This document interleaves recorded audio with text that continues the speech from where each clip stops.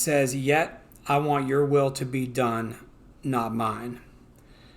Here he is in this state of suffering, under the weight of what he's going to experience, the wrath of God, this cup that he said, if your will, could you take this from me? Which is interesting because we believe in a triune God, so we see God wrestling with God over the will of God.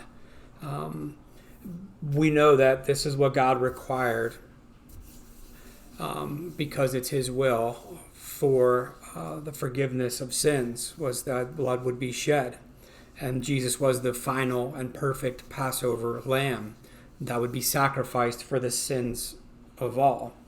And the weight of that is just, and we'll continue in this text as he prays, but we know where this is going, where he's praying with such fervency that his sweat is like drops of blood. Just the weight of what was happening was so heavy. And I wonder sometimes if what we experience, we caused this to happen. Does our sin, does our rebellion, our rejection of God weigh that heavy on us as it did on Jesus? But in the end of this prayer, he says, it's not my will but yours. If you are willing, take this. But what I want is for your will to be done. Jesus was submitting to God's will here. And we hear the word submission, and it just has a bad connotation a lot of times for us, because we think of submission being caving in, giving up, or losing, never in a power of position when we submit. But what we see by this example of Jesus is that this is the right way to respond to God's will, is that we would submit to it. We often think, that in submission that we lose, that we're giving up our power and taking on controls from somebody else. But the reality is, when this relationship with God, we're not as much just giving up our power as much as we are accepting his in our life. And I think that that's something that we struggle with at times, because we want to be our own person. We want to make our own decisions. We want to be responsible for ourselves. And we feel like anytime we submit, then we're being overpowered. But in this relationship, Jesus isn't being overpowered here. He's literally giving up. He's releasing control to God's will. And we can learn from this with God's will. Two things, I think. One is that God's will is hard to accept sometimes. Jesus is wrestling with it here. We wrestle with it. So don't feel like that response sometimes to resist is abnormal. In our human nature, our will is not God's will. So when we're not submitting, or we're not wanting to, then we get into this wrestling match as well.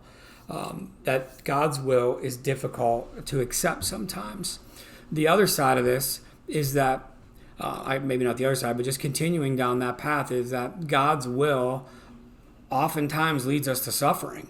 A lot of his work in our lives is done through painful experiences. It's when we're most vulnerable and open to him, to just kind of looking around at what's happening and who am I and how am I doing, and we're more receptive than oftentimes when we're in places of need and pain.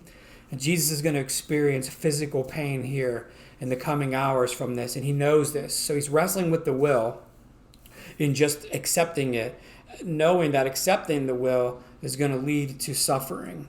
But we have the same call to suffering.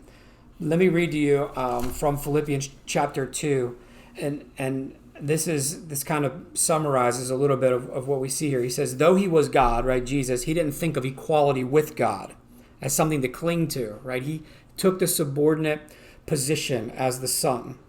Instead, he gave up his divine privileges, which he did. He took the humble position of a slave and was born as a human being. This is the Jesus that we know from the Gospels. This is the Word of God incarnate. And it says, when he appeared in a human form, he humbled himself. He submitted, right, in obedience to God and died a criminal's death on a cross.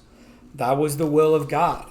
That's the will of God that gives us a way out of our sin nature and the penalty of it in our lives. So my encouragement in this is we wrestle with it sometimes. It's not so easy to accept, and suffering comes with it, which makes it harder. But we know that ultimately we're to submit, and understanding that God's will is always right. It's the right way. It's not going to be the easiest, but it'll always be the right way. So we just have to remember that, follow the example that Jesus did. We will probably never suffer like he did, none of us, or have to wrestle with the magnitude of what he's wrestling with here. And he's doing that for us. He did that because he loved us. So in response, we relinquish control to submit to him because of the price he paid for you and for me. So we'll see in verse 43 the response that God gives here in 55 minutes or so. So I will see you then. Thank you for hanging out.